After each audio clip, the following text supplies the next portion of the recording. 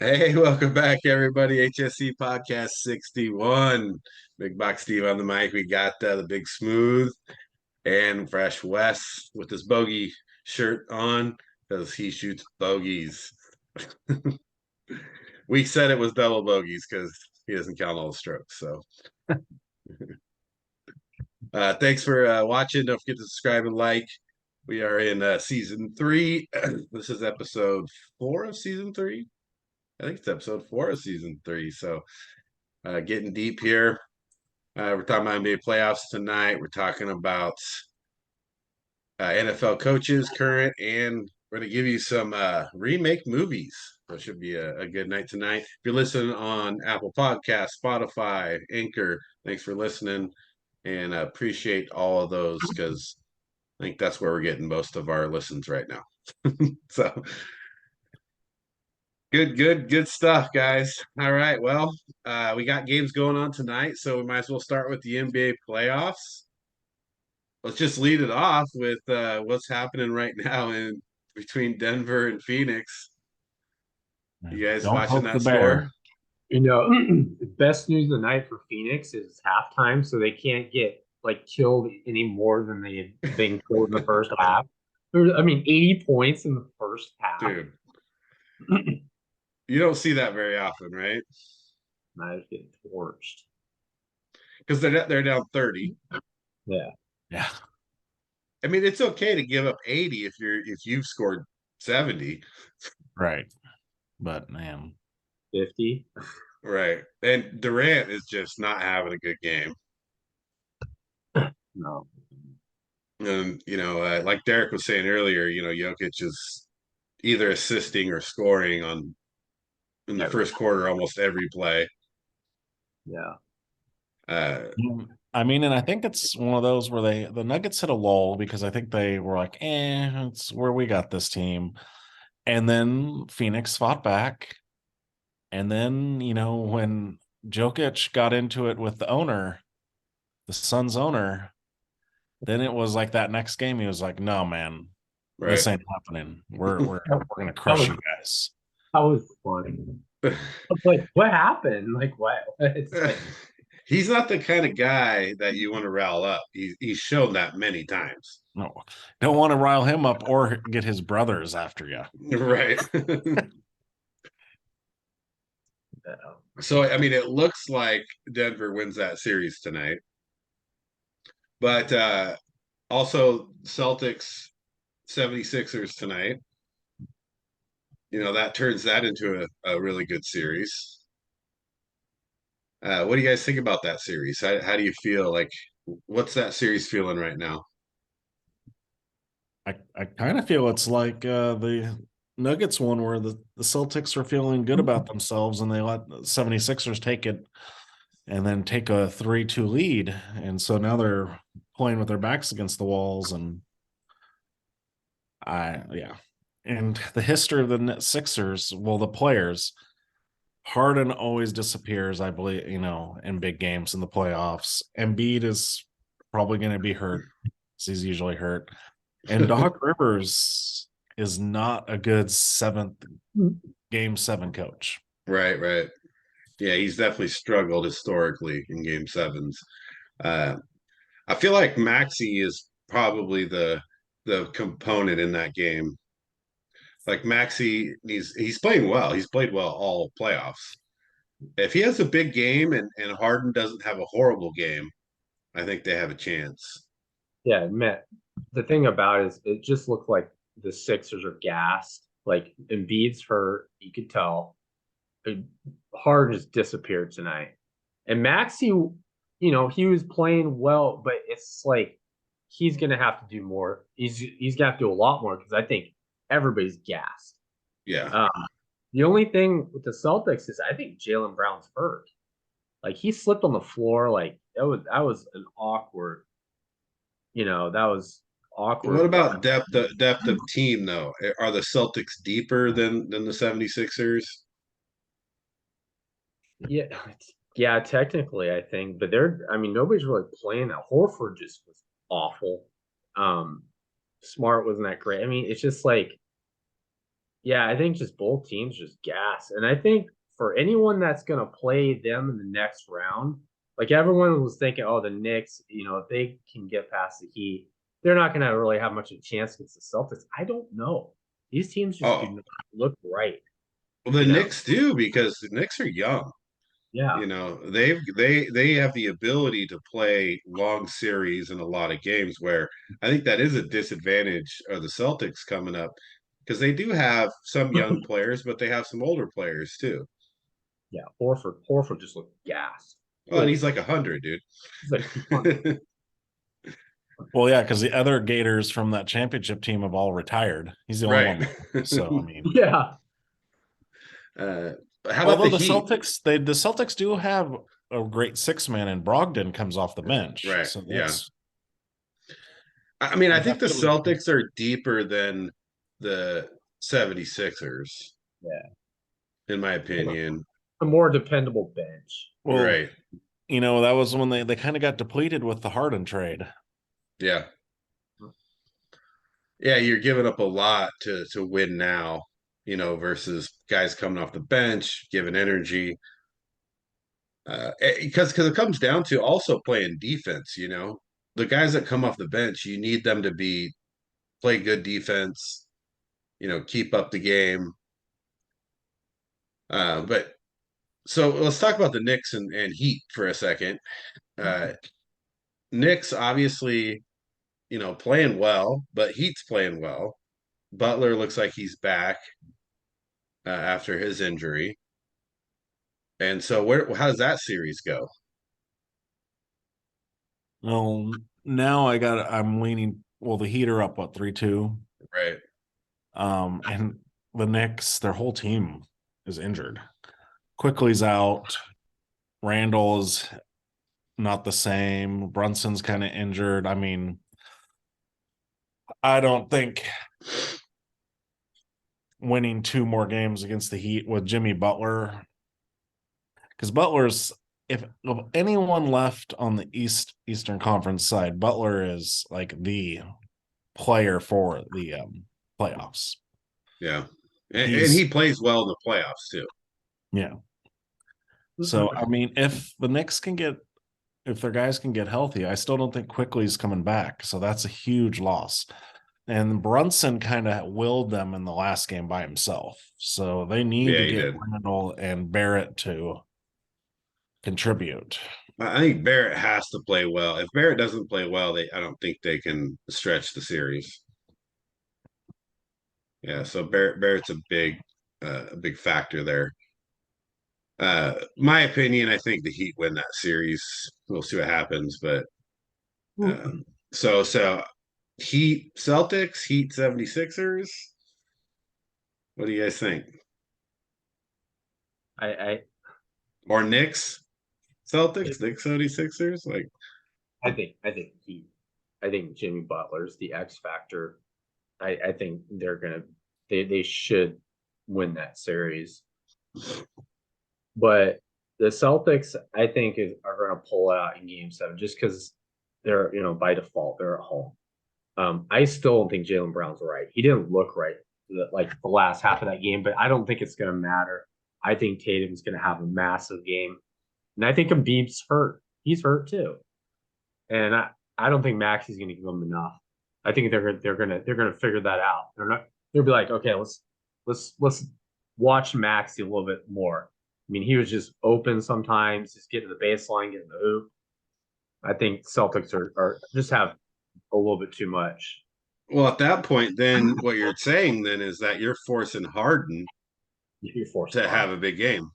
Yeah, and when has he ever done that in a game 7? So you're saying Celtics Heat. Yeah. Derek, what are you saying? Yeah, I'm leaning towards Celtics Heat also. But I just want to say, is this to me, is this the weirdest playoffs ever? Because every day it's like someone's hurt. Right. A lot of injuries. There's been tons of injuries. People, and there are people like Olden Polonese and some other are like, why are these guys not just playing through these injuries? Why are they taking games off during the playoffs? During the playoffs. That's what's weird. But it's almost like the playoffs, like every other game's like load management for the other team. I mean, you're having games where I'm just like this. I mean, this is just a shellacking. It's like we're not going to play that. Well, you better play because it's your last game of the season. But it seems like you're seeing every other game blowouts, and it's like, okay, we could just lose this game. It's like, really? A lot of back and forth. Not the tight playoff games that you see, especially when you come into like game 5, 6, and 7. Those are typically, you know, games you want to watch. They're going to be close. They're going to be battles. Guys are going to play injured. You know, Yeah. they're going to play through things. Um, I mean, I think I agree. I think Heat Celtics is probably the most likely there. I do think the Sixers have a chance, and unfortunately, I think it relies on Harden. If So you're saying Harden, there's no chance then? well, I mean, what would Jim Carrey say? So you're saying there's a chance? So you're saying there's a chance? Uh,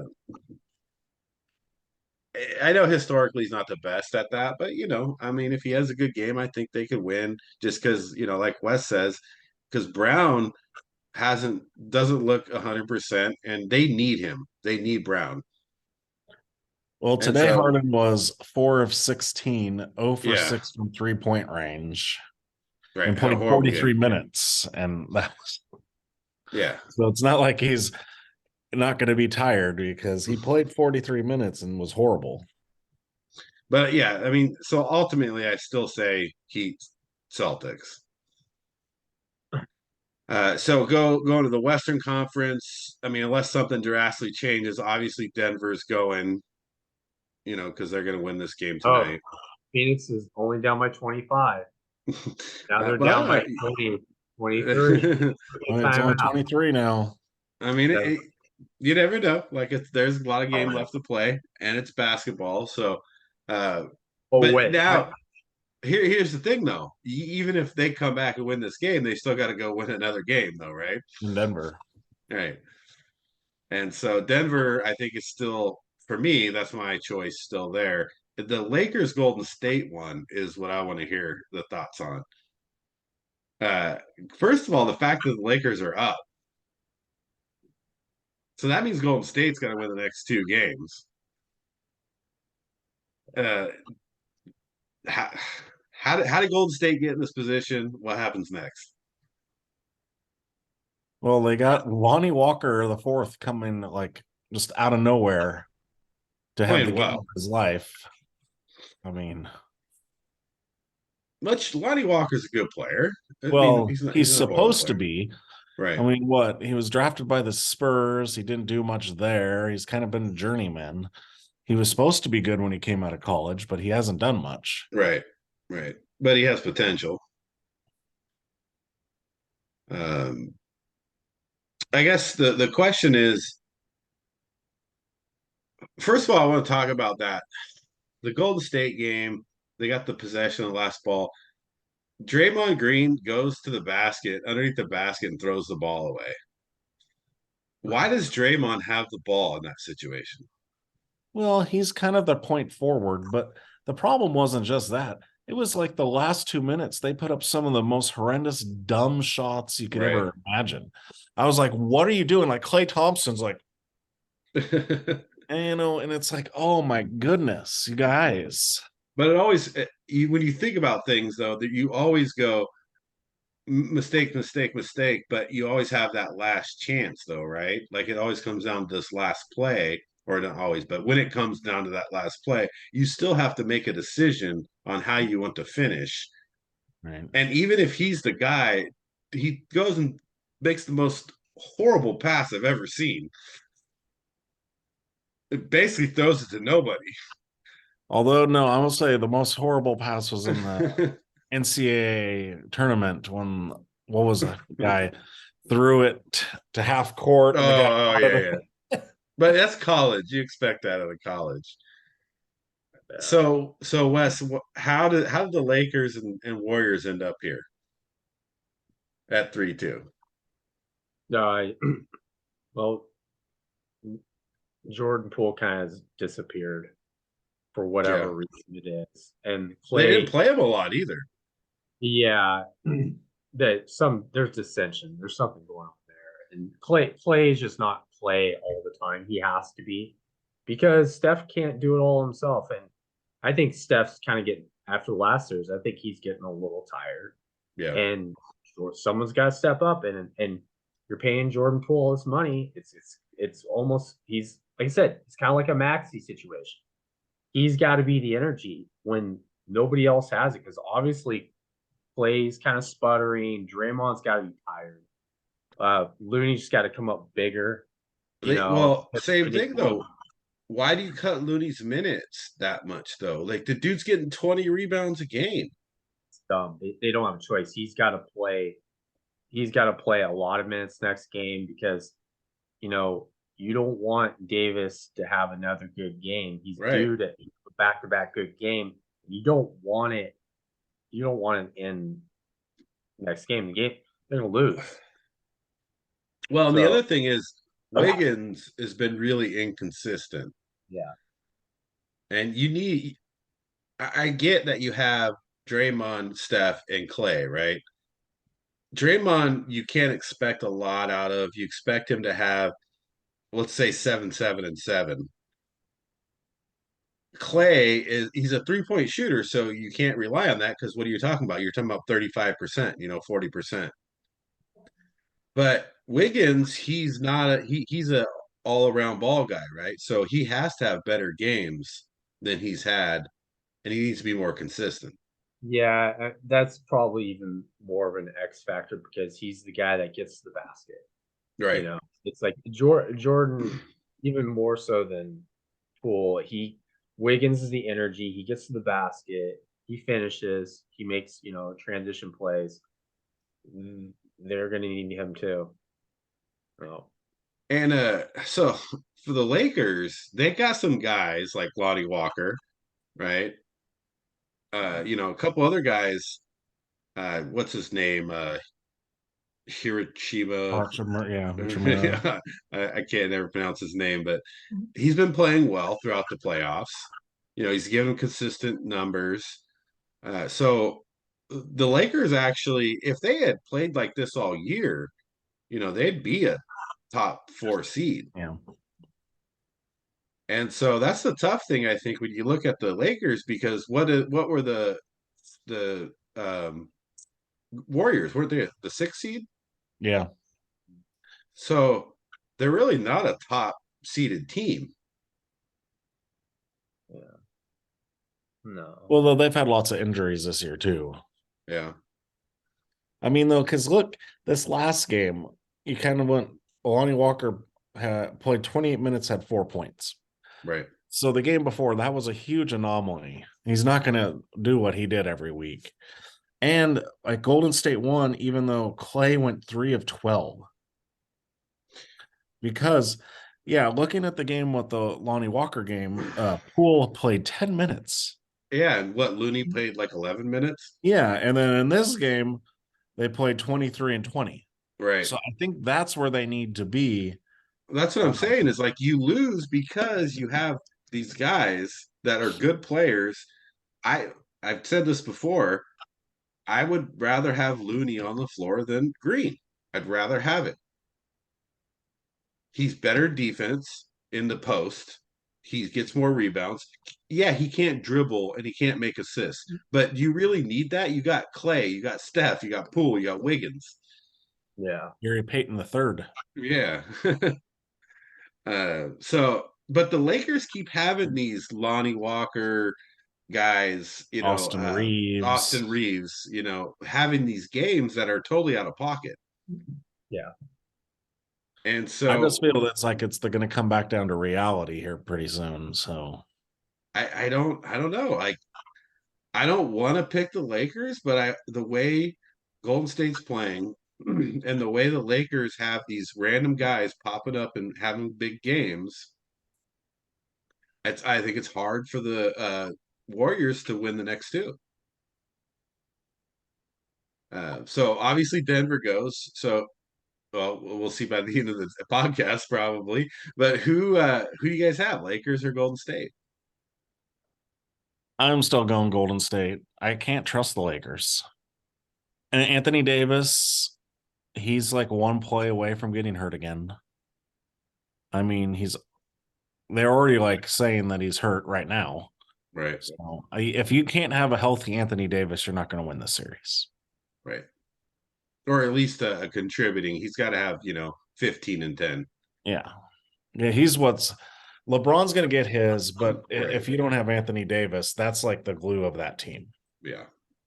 No, I agree. So it does come down to Davis. But I'm gonna take the Lakers, to be honest with you. So I'm gonna go Lakers, Denver. Wes, what are you gonna The do? tiebreaker. I'm going with Golden State.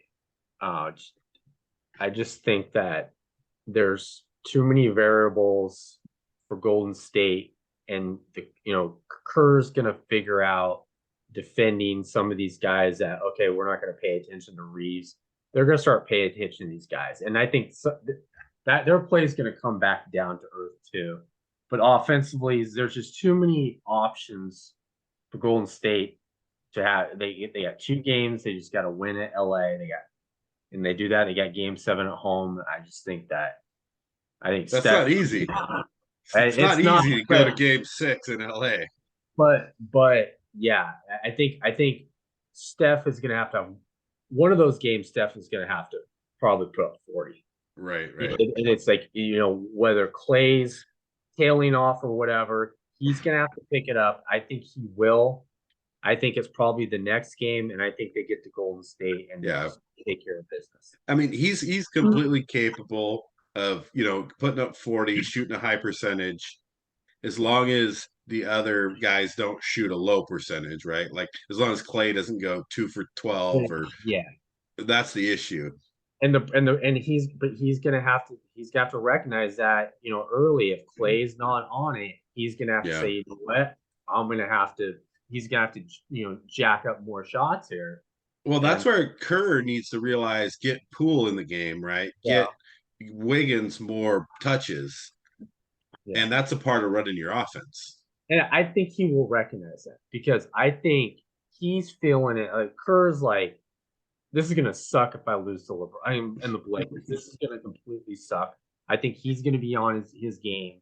Everybody's gonna be on their game enough. It's not gonna be easy. The Lakers, they're gonna lose a game. It's probably gonna be the next game. Yeah. So and the odds are stacked against. But I don't think Davis is right either. He took a pretty good shot to the head. I think there's things that are bothering him. I don't think I think we learn a lot about LeBron in these next 2 games. Yeah. Yeah, like if he wants to be in the conversation about the greatest player of all time, he has to win the series. Oh, yeah. If he loses the series, I just think if he wins the series and he has 2 really good games, like I think he makes a bit of a statement. Not that I'll ever call him the best, but I think that makes a good statement. If you can come from where they came from in the playoffs, if he has 2 good games, he carries the team for the next 2 games, gets to the Western Conference Championships. I mean, that's a good look for him. So I'm the only one taking the Lakers. All right. We'll see what happens here. NBA playoffs, like, man, turning out a little bit better than I thought. I know there's a lot of things happening throughout the playoffs, but I'm kind of excited to see these series wrap up and to watch the Western and Eastern Conference Finals. Yeah, they're interesting, except for the fact that the games aren't very good. It's hard to watch sometimes, but at the same time, like I think they have their own. It's kind of like their own drama. It's a little different than like it's not like good game drama anymore. It's like who's gonna get injured and like who's gonna play good, who's not gonna play good, and you know what I mean. It's like it used to be like it came down to the last couple points and it was a struggle and who could make their free throws. I mean, I can remember so many Knicks Bulls games And the Bulls obviously came out on top, but all the games were like Oh yeah, close into the fourth quarter. yeah. And it Came down to was the so end. like intense. There's no I think taking nights off too often back. right, and also like the blowouts. The blowouts in the playoffs are a little extreme. Like you shouldn't be being blown out this deep, right? Well, especially in an elimination game, you're down 27 with 2 minutes left in the third quarter. Yeah. Yeah. Phoenix is the rough time for being Phoenix right now. All right, so let's get into a little bit of NFL. We're gonna talk top coaches. Before we get into the actual, top coaches going into the season, anything NFL, any moves that you guys are seeing, anything Well, the NFL schedules came out. yeah, the schedule Raiders came have out. 5 primetime games for some reason. Wow. Who Because they does? got Jimmy G Wait a Yeah. minute, for the Raiders. too? Oh god. Yeah. Jacksonville playing multiple times overseas. Yeah. Oh yeah. That's funny. Back to back weeks. Right. Yeah. Did you see the thing? I saw a funny video. Just that guy that does the quarterback club. He's talking about how he's playing like Roger Goodell. He's like, no, we don't want you to move to London, but we're gonna have you play 2 games there. And by the way, in the week you're there, go ahead and look for apartments and houses. Right. Yeah, because the Raiders get the Steelers at night, the Packers at night. That's why. The Lions, that'll be kind of interesting. Lions get prime time. That's yeah. kind of crazy. Well, I mean, Lions obviously they're earning it. They're playing better. Look like to And then be they a get potential playoff team. the Jets in prime time and the Chargers. Jeez. And they play the Bears October 22nd in Chicago. Yeah, the Bears surprisingly didn't get a very easy schedule, which is ridiculous. Well, the Raiders didn't either. I think the Raiders were the 10th worst schedule. Yeah, the road games were ridiculous. Yeah. But actually, though, they didn't make it. They played the Bills away, but it's the second week of the season, so you don't have to worry about the cold. Yeah. But it's still the Bills. Yeah, I know, but at least you don't have to play the Bills when it's cold. The Bears are in October, so that's not bad. And I'm talking weather-wise. Yeah. The only one is the Chiefs on Christmas Day. Thanks, NFL. Way to make our Christmas. Ruin your guys' Christmas. They did it purposely for you guys. I'll just watch the Christmas Story 5 times. Yeah, you're gonna watch A Christmas Story. It's gonna be Jimmy G shooting his eye out. So not a lot of stuff happening in NFL. I was thinking about this the other day because I don't know if you guys saw this, but Ruggs got his sentence or whatever. Not a bad sentence for him. I mean, for what he did, not a terrible sentence, but I was just thinking back because I think Ruggs is a really good receiver. And imagine like if he hadn't gotten in trouble and then you add Devontae Adams. They would have with Ruggs. Carr would still be there. Right. Because that would have changed that whole offense. How like unlucky is that for the Raiders though?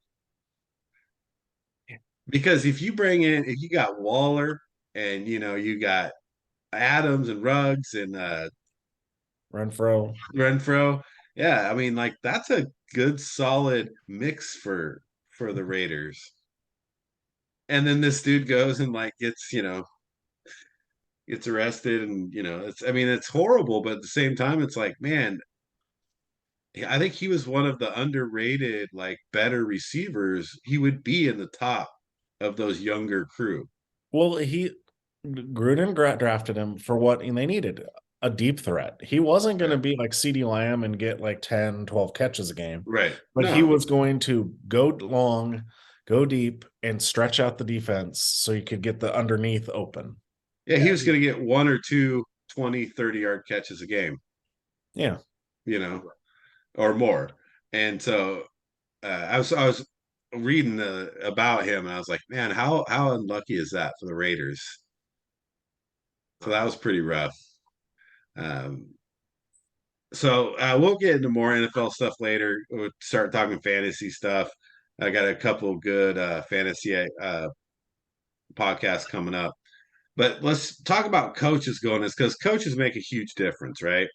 As you look at your season, what's coming up, who are the best coaches. This is a tough one, and I had a hard time with this as I went through the coaches. So let's work our way down from five down. Let me pull up my coaches here. So who do we got at number 5? Like, what's your number 5? Let's start with Derek. This was a tough one because I was hemming and hawing on like 3 different coaches. But I ended up with the coach because I ended up with Harbaugh. Just because they've still been relevant the past 2 years, even with Lamar Jackson getting hurt. He just seems to still be able to get teams. I mean, they haven't made the playoffs, but they've been close. Right. And I feel like if it wasn't for Harbaugh, they probably would be like 3 and yeah, they could be a really bad team for the last lot of years. Yeah, I see that. Wes, what do you got at 5? I got Zach Taylor. I just He was think in that my he was in my top 7. He didn't make the he top was 5. that was one of the Yeah, people that but I was. so go ahead, give your how did he get from 7 to 5? Convince me. Went to Super Bowl. well, yeah, he did go to the Super Bowl, but it's just the way he just manages that team and the offense, just the scheme defensively. I know he's not running the defense, but just the decision making overall. He's not a loud guy. He seems like a pretty he's thoughtful in the way he approaches uh big games. And he gets his team up. They're always ready to play. They play hard, even though the Chiefs game was kind of ridiculous. But yeah, I thought 5. Yeah, and he turned around his team, Pretty like quick. he turned around pretty quick. 2 years from a really not very good team. He had some losing years, but he's turned them around to a Super Bowl team, an AFC Championship team, and to a team that everybody's worried about, going forward. So he was definitely right up there. It was hard for me to move him ahead of a couple other ones, and I also have Harbaugh at 5, just because, like, you look at his overall record. He's got a one of the better overall records. He has a decent playoff record. He's got a Super Bowl under the belt. He's just done a lot for that team, for that city, for that franchise. So I also have Harbaugh at 5. Number 4, Wes. I got Sean McDermott, Bills. Really? Yeah. And it's for the same reasons when it comes to Zach Taylor. It's just now he's more of a defensive guy, but he gets a lot out of that defense. And again, he just kind of like manages the team well. Like I said, they play well.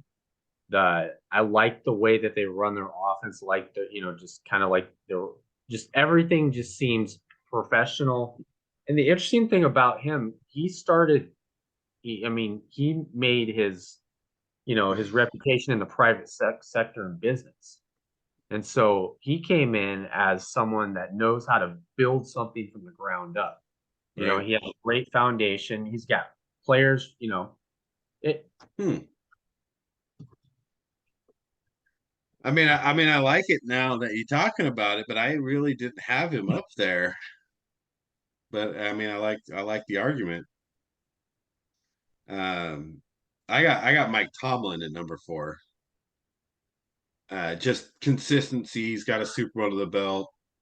He could have a better playoff record, but his regular season record is super solid. He's a character coach, which I think, when I look at with these young guys, what you're trying to do with them and how you're trying to motivate them and keep them on the right path. I think Tomlin does it better than anybody.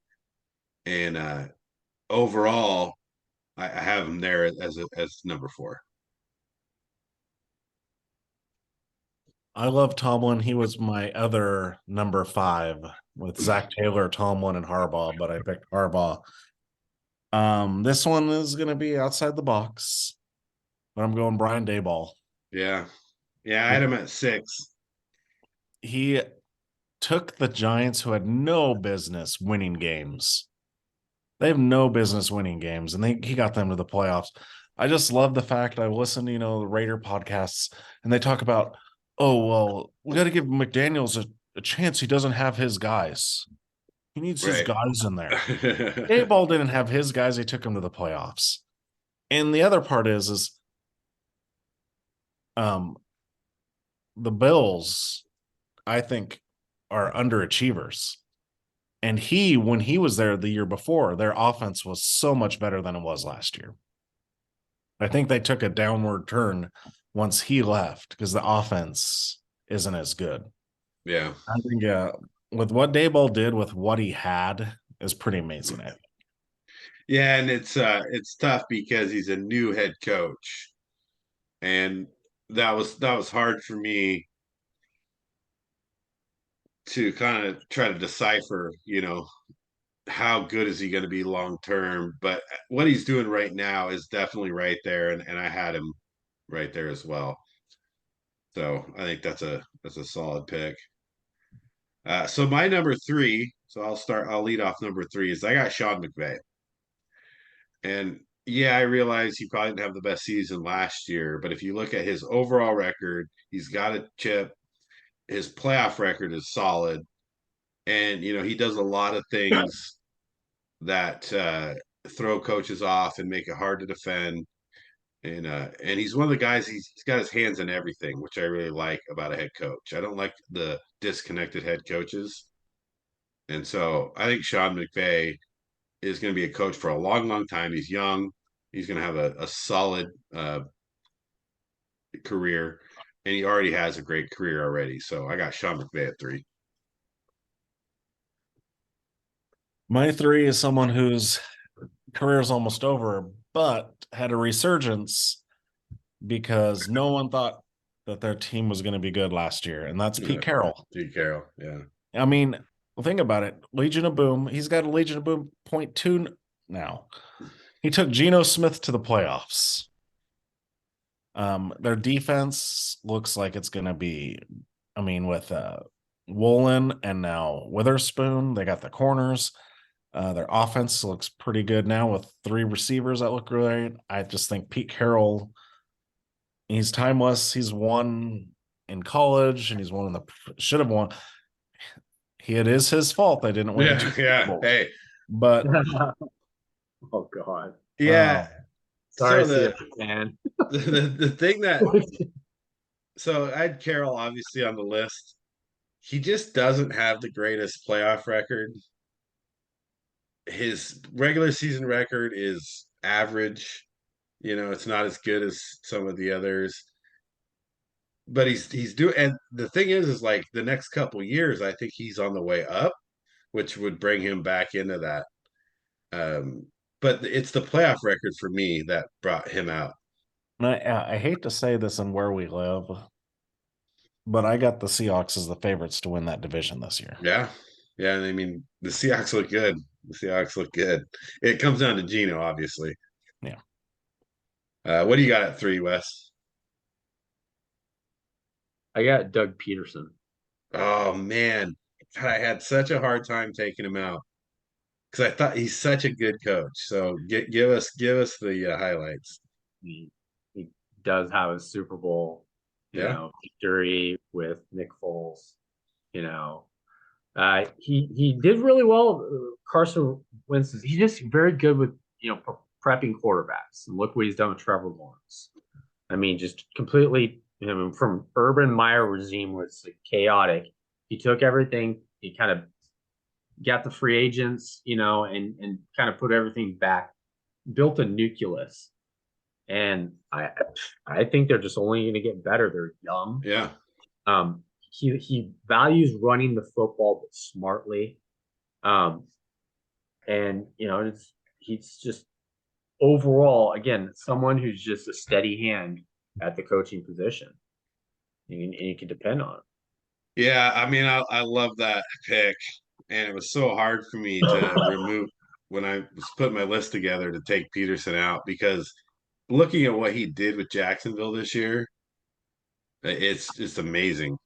And they balled against Kansas City. They just had some unlucky breaks in that game. They had a chance to beat Kansas City. Just think of how they played throughout the year, though. Like, you didn't want to play Jacksonville. There was a point earlier in the season where it was like, it didn't matter who Jacksonville was playing. You were like, Jacksonville could win this game. Yeah, and then they come back against the Chargers. I mean, that was crazy. Just to get to the playoffs, though, and to then beat the Chargers. Yeah, I think Peterson's a really good coach, and it was hard. And this whole thing was hard because there was 3 or 4 coaches that you had to leave off, and you had to make your decision.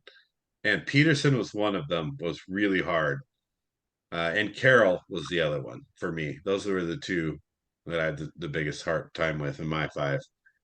So Derek, who do you got it to? Now I'm just going to preface this. This is right now, not all time. Right. So my number 2 is Bill Belichick. Wow. Okay. Because I know they shouldn't be good. They shouldn't have made the playoffs a few years ago. They're just always in games for some reason, even though they almost were in the playoffs this year. Yeah, I mean, they shouldn't be. He's if we rated him as a general manager, he'd get an F, but as a coach, he's one of the best. Yeah.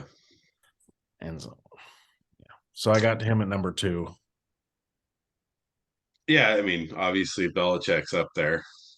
Wes, what do you got? This one kind of hurts because I don't want to pick him, but I got to pick Kyle Shanahan just because the way he handles quarterbacks, Brock Purdy, he just handled that situation so good. I mean, even Jimmy G. I mean, makes Jimmy G look good. It's right. It's the design of this offense, utilizing all the weapons on offense. The way he uses Kittle, then you bring in,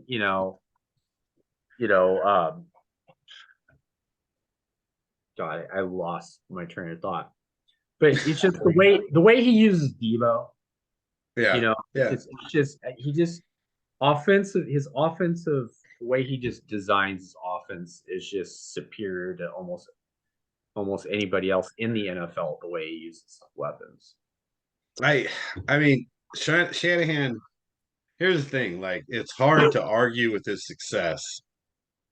Except in the games that matter the most. Yeah, but I mean, even at that, even if he doesn't, he still's got good record, a good teams. But the reason I left him off the list, even of the top 8, to be honest with you, was because you got D'Amico Ryans, you had Mike McDaniel, you had the staff, right? You had the staff to really help you do a lot of things, and I think this is a test for him to see how good of a coach he is going forward. So at this point, I couldn't put him on for those reasons because I think D'Amico Ryans is going to be a great coach. I think Mike McDaniel's on his way to being a great head coach. I think both of them, and so I think Kyle Shanahan hasn't passed the test for me yet.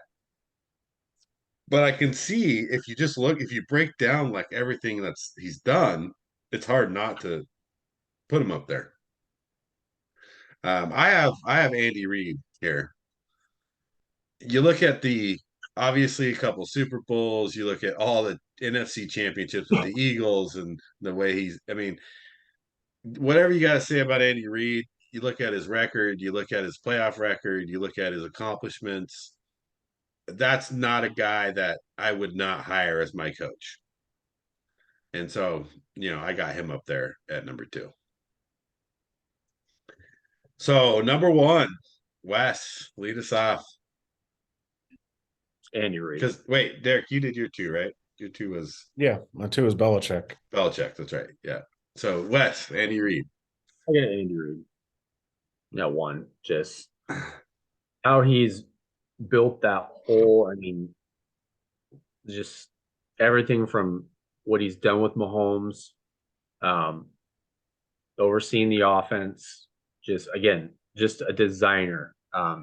Using Kelsey the way he does, and even when they have a running back by demand, he just seems to be able to, get guys in space, get the most out of his players, and winning the Super Bowl last year with not the greatest wide receiving cast. Yeah, not at all.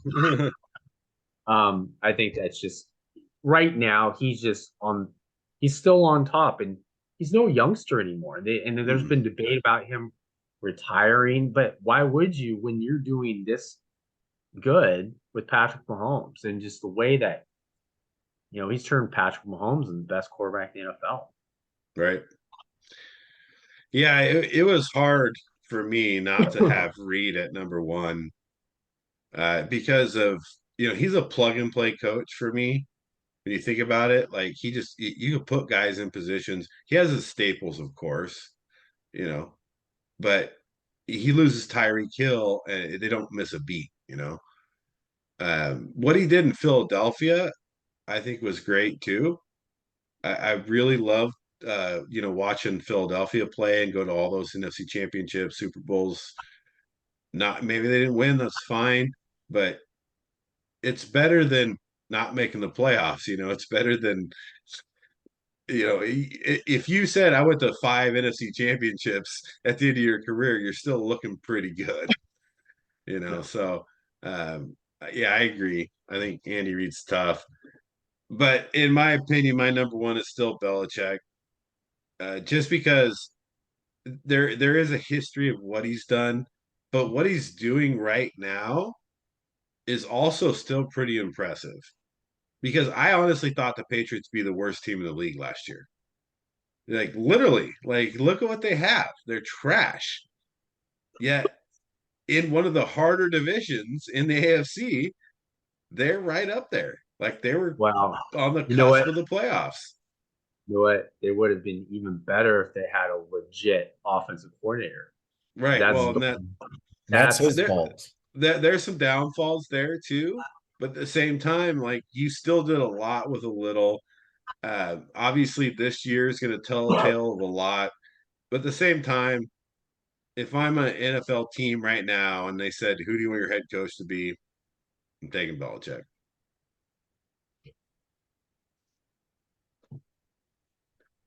Well, I agree, except you got to take the guy that won the Super Bowl last year, who most people didn't even think the Chiefs would make the playoffs, right? Right. I didn't. I was like, Chiefs are gone down. Yeah, I hate saying it, but Andy Reid is right now the best coach in the NFL. Yeah. Belichick's right there too, but Andy Reid's has got the results. He's winning. He's winning now. Yeah. And even though he lost out one Super Bowl, it's just like how do you feel without Bieniemy there? Well, it's an adjustment. It's going to be an adjustment. But the thing about what I like about Reid, and I don't like Shanahan, but I just got to look at the body of work, is they have a system. They have a way that they do things. And whenever sometimes they go beyond it and they try different things, but if it doesn't work, they always have that to go back to. Right. And it's always consistent. And that's what they do the best to me out of all the coaches. It's like they have that to go back to, even when they want to take chances. And I don't think with Bieniemy is not going to be that big of a loss because they brought back your buddy Steve as the offensive coordinator. Your favorite head coach? Lovey? No. The No. one that ruined Trubisky. Oh no, dude, really? Yeah, because he's a Reed guy. Yeah.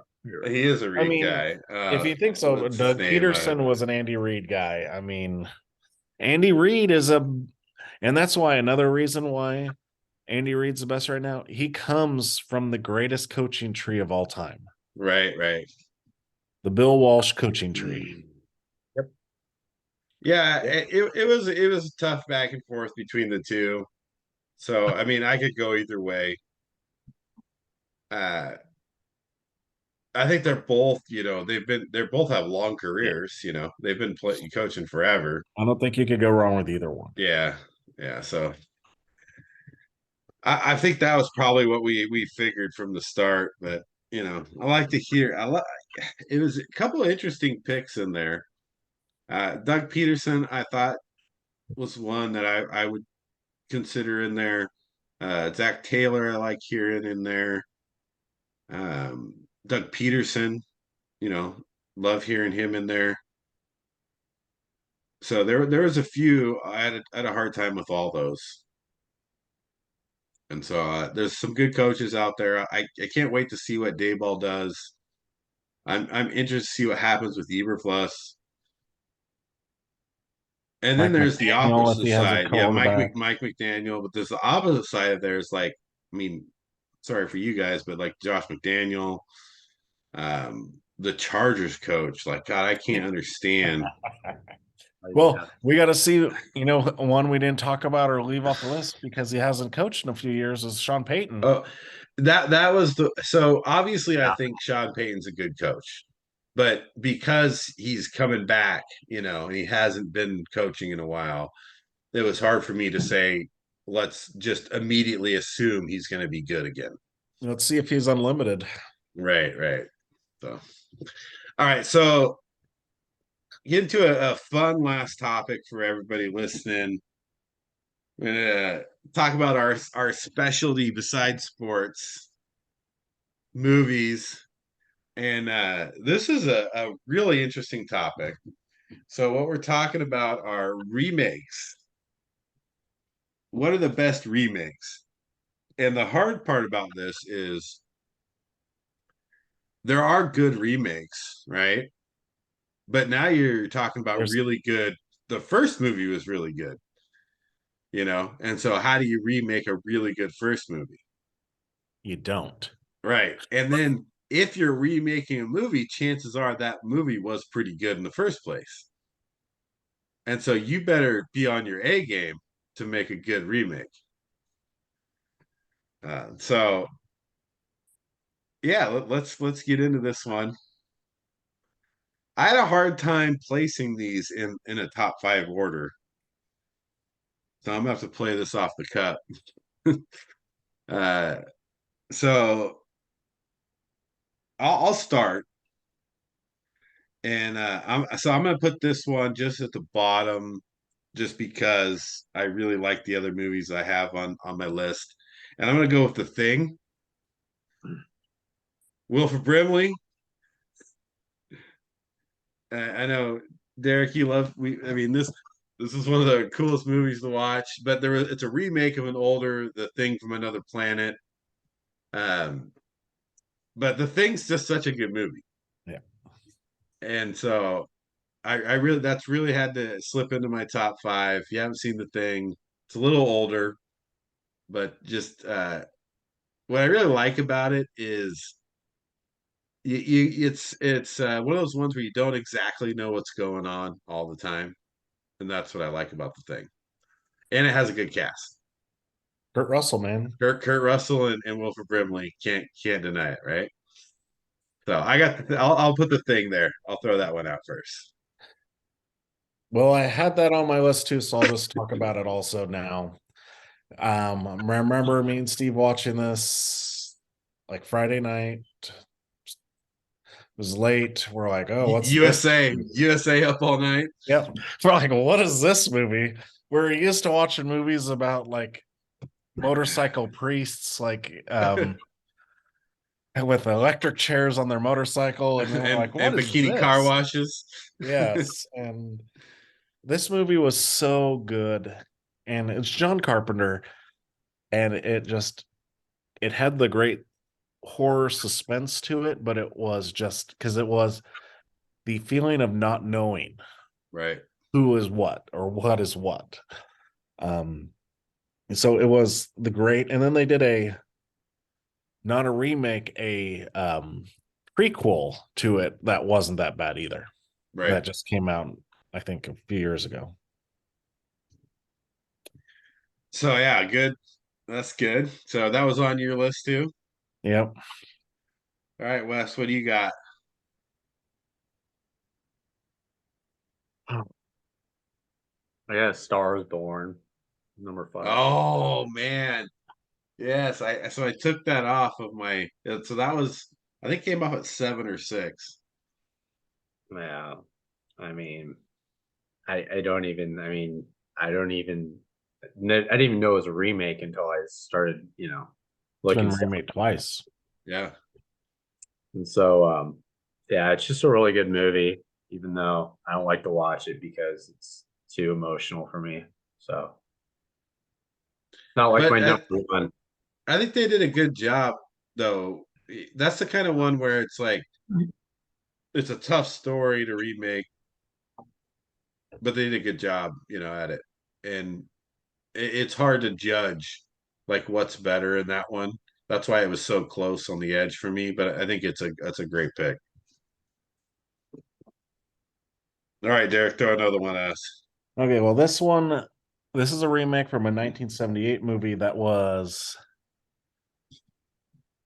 cutting edge at the time, but the remake was just it took it to the next degree, and that's Dawn of the Dead. Oh yeah. The Dawn of the Dead, the original was pretty cool, but it just didn't have the same, like the acting and the cast you had in the Dawn of the Dead remake was spot on, and that one, zombie movies are hard sometimes to Yeah. watch, but that's one I like to watch, even though I'm like, yeah, can I watch it without Caitlin? But No, what I liked about that is it was easier to watch for me and more fun to watch than a lot of the zombie movies just because I don't know why it was, but I agree that one was really close for me too. Okay, Wes, what do you got? I'm gonna go with King Kong. Oh man, I took King Kong off. I love the new King Kong too, but I also love the old King Kong. So I know. give me the reason. Give me the reason why the new one cut you out because I love the old one. It's just the build up and the action sequences and yeah, just the backstory. It's just I didn't think it'd be that good when I Right. first watched it. But Jack Black, I Yeah. mean, plays such a good part in there. I love the boat scene. Like the boat scene in that one for me, like really makes that movie good. The beginning boat scene. But you know why I eventually took that one off though? It's the dinosaur chase scene when they're going down through the ravine. Like that's ultimately what took it off for me. But Yeah. the most of the movie was really good. I don't know. I like to go with the newer Kong with Samuel L. Jackson. Oh yeah. But the original King Kong is so good though. Well, that are you talking Jessica Lange one? Because there's one Yeah. before that too. Right. Well, yeah. No, I'm talking Jessica Lange, but yeah. So that was a tough one for me. That was real. That was on there. That was close. So I'm gonna throw an interesting one in. Wizard of Oz. Yeah. So most people don't even know it was a remake, but they had a bunch of silent versions of it. It was a book. They made some silent movies of it, but it came out iconic, right? And I wasn't gonna put it on there, but Holly really convinced me because you think about how iconic Wizard of Oz is, and you think about what they did with the black and white and the color, and you're taking something that was a book to a silent film to like this mass great production. And I gotta be honest with you, I love Wizard of Oz. Like I've probably seen it, 150 times. I would do you one better. The Wiz is a better remake of Oh, Wizard of Oz. The Wiz, come on. Dude, nothing's better than when they first get into after they meet the Scarecrow and they're right before they meet the Tin Man. That until the end after the Cowardly Lion, like that's got to be one of the best scenes of movies. The witch, like when I was watching as a kid, it scared me. When she throws the fireball off the roof, Yeah. dude, and you're like 6 years old, you're like, ah. Well, I was like 4. I don't remember. I was 4. No, this is not making me happy. So I had to put that in there. I think it's great. All right, so let's see. We get Wes leading off. Is it number 3? Number 3. I'm going with Cape Fear. Cape Fear. Dang it. I took Cape Fear off. God, I love that Cape Fear. But there's so many good other ones, which why I had to take Cape Fear off. But talk about De Niro and Nolte in Cape Fear. I mean, De Niro is just at his best. I mean, just what a scumbag. I mean, but he was scary. Yeah, It's like, dude, this is actually really creepy. I mean, it's and the boat scene at the end. I mean, what a psycho. Right. But it's just brilliant. I mean, it's just brilliant in the movie. Yeah, and here's the problem is I really like Nick Nolte, but I did not like him in that part. He's annoying. As much as I've liked him in other movies, but De Niro played so good in that, and so it was hard not to put that one in there. And the only reason I did it because to me, my top 3 from here, it's really hard to put Cape Fear above those. And but yeah, that was a hard one to take off. It's a great movie, but then when I'm weighing remakes, man, you got the original had Gregory Peck and Robert Mitchum. That's the problem. Is the original was really good too. Yeah. But the remake was great De Niro too. Was so good. Maybe you guys have this on there or you don't. I don't. But what you're talking about is the same reason that Ocean's 11 didn't. I had took that off because the same thing. Like Ocean's 11 though was really good. The remake really good. But then you go back and you're like, come on, So I can't do that to the Rat Pack. Cape Fear fell into that same thing for me. It was very similar to that.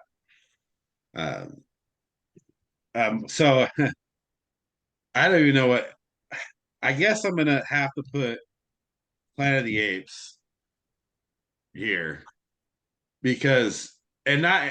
Here's the thing: Planet of Apes, the newer one, is not for everybody. But I love the way the storyline they took, the way they played it out. I do love the original Planet of the Apes. How can you go against Charlton Heston? Yeah, but at the same time, I don't. You know who the best actor in the new Planet of the Apes is the ape. Like, tell me that you can play a better part than that ape played. It's in the new Planet of the Apes.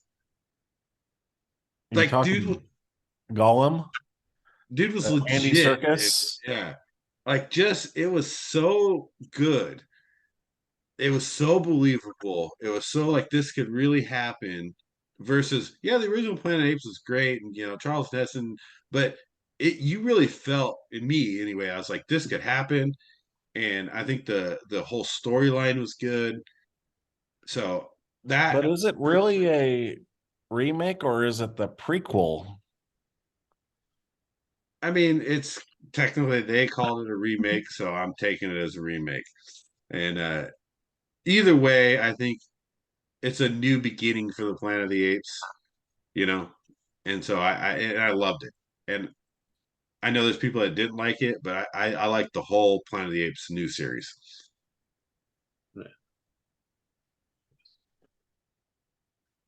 What do you got, Eric? Well, my next one, I'm taking a remake from a 1932 movie about drugs. Oh no. And this is Scarface. No, you took my number one. Damn. I won. Yeah, well, it's up there as the best. The other two I just have is a little bit higher. But Scarface is just such a classic, great movie. Even the edited version has some hilarious lines where Right, they right. snub stuff. But I mean, yeah, but Al Pacino, come on, dude. yeah, it was, yeah. Iconic. Just It was. the ending. I mean, can you pick a better ending than that? The whole thing from beginning to end is such a good movie. You know, like you gotta if you don't really love acting, then you don't love that movie because Yeah. there's some parts of it that are over the top and it's done in action and it's done in like, theatrical stuff, but the acting of it is just phenomenal. There's just so many great lines. I mean, Yeah. just epic lines. That's your three, huh? Yep. God, I can't wait to hear your top two. Oh, yeah. So I guess I'll start with my number two, which is Scarface. So we don't need to talk much more about that. We just did. It's as good of a remake as it gets. It's a classic and it's timeless. So that's my number two. Oh no. Yeah. And my number two is taken from a Hong Kong movie from 2002. Oh yeah, Bears. I'm going with The Departed. Departed. Yep. What? The Departed. Oh, you took Yeah. my two. Yeah. This is a tough one. So tell me why this is better than one of the greatest Japanese movies ever. Well, I would just say it's because of the actors. Right.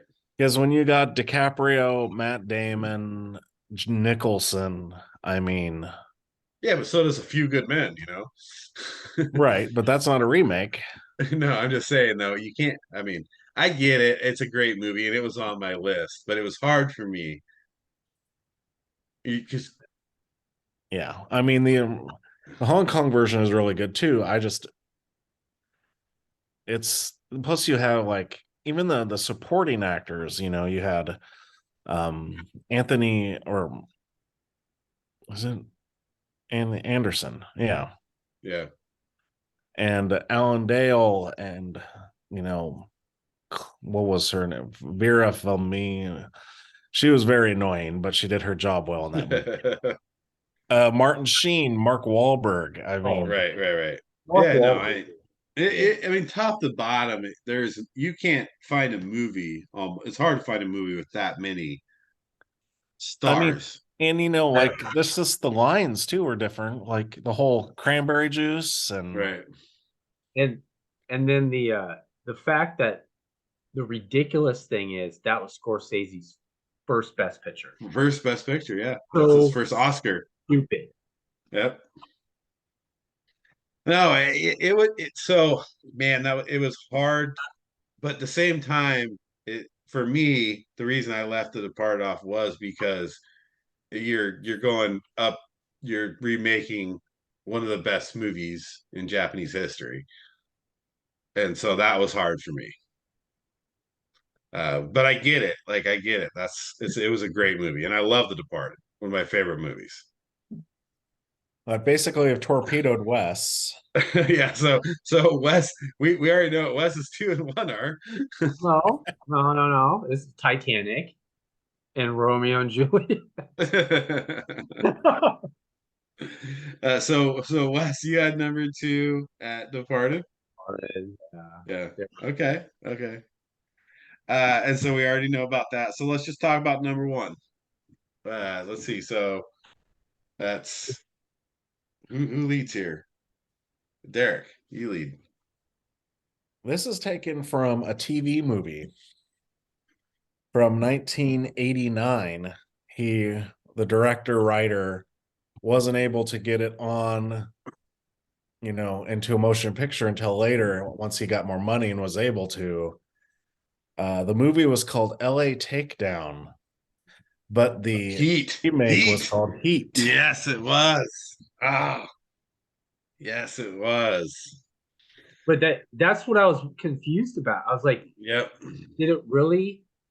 I mean, because that would have been my top 5. It was so close because it was, not movie to movie. It had the And same characters. It had it did. Yeah, and I had it, obviously in my top list. And Heat is one of the best movies ever. Well, I mean, the special for the police officers, they have them watch the bank robbery scene. Right. It's like a tactical informational movie for them. Yep. It's such a good movie. It for me, it was, yeah, I guess, because it's whatever's a remake's a remake. And I was like, it's too close. It was one of the first ones I put on my list. So I mean, incredible movie. So we already know Wes. What do you got at number 1? Scarface. Was that it? Yep. So I think my number 1 might throw you guys a little bit. And this is probably a lot of personal preference, but mine is the new Dune. Oh, the Well, it's not over yet, so you don't know for sure, though. I know, but the one that has come out for me depicted more of what the story is about, and it kept me very intrigued and into the movie. And I thought they did a great job, top to bottom, of taking a story that a lot of people find very boring and made it into a very actionable movie that people want to watch, and people that never seen any of it before, read the books or did anything, could actually watch that movie. And I found myself looking at it and saying, wow, what an incredible new remake and a new way to start the series. And so I put it up again, more of my own liking, because there's probably other movies that might have been better. Well, the original Dune was such a disappointment. It was so disappointing. And that's why I was like, because, but the books were great, that's the thing. Although the only thing is no one can replace Sting, though. Right. Sting was great in that. Sting, it's great. So I threw that one up just because of a personal preference, that I really loved it, and I thought it was inventing a franchise that not a lot of people know about, and it brought in an audience to that people had no clue about. So one thing that was frightening about it was they hadn't HBO and stuff hadn't greenlighted the second movie until they know that the first one was going to be any good. Right. So that's kind of ridiculous. So yeah, so that was me. So that's a good, lot of good picks in there. A lot of the same picks. Remakes was tough. I think it went back and forth a lot of different things. A lot of people haven't seen the older movies.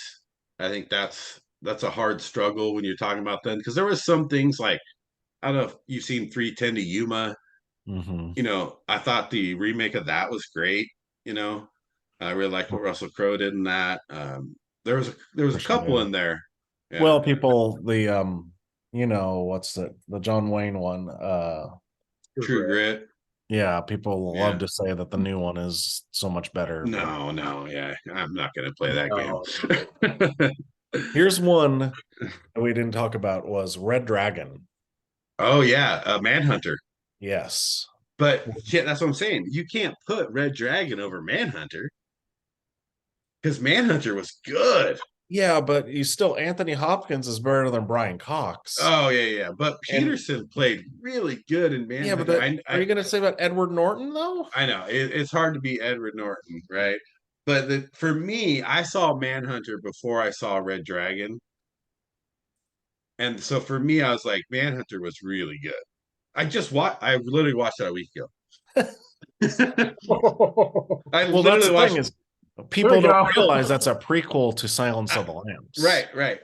Well, Holly was like, "Oh, what? This is what's his name, Lecter?" And I was like, "Yeah, this is this is the prequel, and it's not Red Dragon, it's Manhunter, and Right. so Nice it's movie, funny Paul.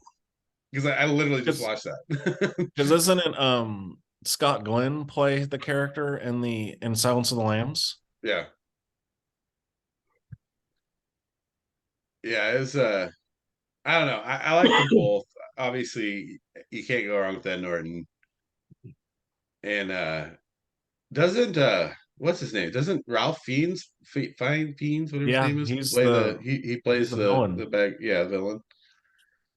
Which is great. Fiennes, yeah.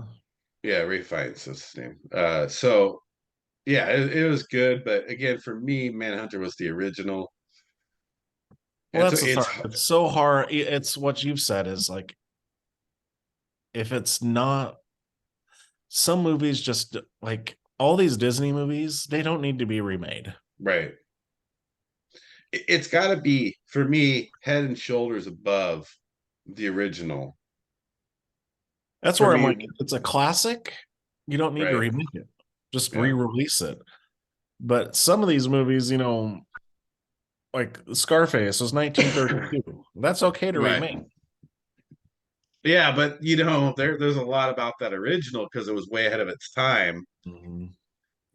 That might have made a difference. So Or like even I know The Thing is super old, but the original is 1951. yeah, yeah, yeah. You're talking 80 years ago. So Well, and then we could get into is, reboots too. yeah, Is the new Star Trek better than the original? yeah. That's a tough one That's really hard. because they're both good. They're both really good. I mean, I love the original Star Trek though. Right. No, Wrath of Khan. Yeah, That's a tough one. Search for Spock. Yeah. For Well, Spock is legit. the good thing about with the reboots, except for Chris Pine, most all the actors just basically copied. Yeah. Right. I mean, the first scene with Carl Urban where he's his bone, it's like, oh my gosh, that is DeForest Kelly. He comes in and he's just talking like him, and yeah, it is kind of weird. Like, how do you even you're that's how do you Right. pull? Hold on, guys. yeah. And then, I mean, the guy played Spock was spot on. Yeah. Oh, and yeah, all the practice they put into like, Yeah. oh, geez, like, okay, I was just looking, just watch all the old Star Trek movies. Well, even in a Rest in Peace, but Anton Yelkin, where he was talking like Chekhov, and then Oh yeah, Victor. Victor.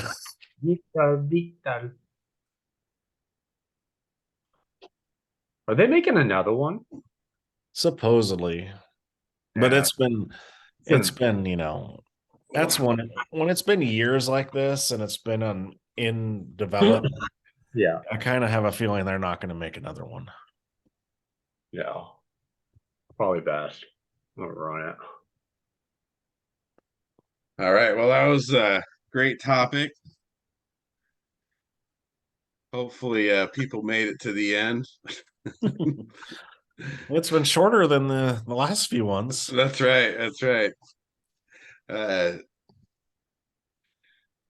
I think that's a important topic though. Like we talk a lot about sports, but when you talk about like, movies, we've done top 5 movies in sports and 80s and different things. I think the remakes is an important topic because it's happening a lot more, these We days. can do a list that's worst remakes, and it would be Right. so much more. Yeah, yeah, you'd have a lot more to choose from than Point because Point Break. Number I one. really Red Dawn, come on. Oh, I mean, I literally had about Red 10 Dawn. on my list of better, right? Where Oh yeah. if it was worse, it'd be, mhm. tons. So uh that was great. All right, well, we'll wrap it up here. Thanks everybody for listening. Don't forget to subscribe and like. If you're listening on Apple Podcasts, Spotify, Anchor, appreciate the listens, and we will see you guys next time.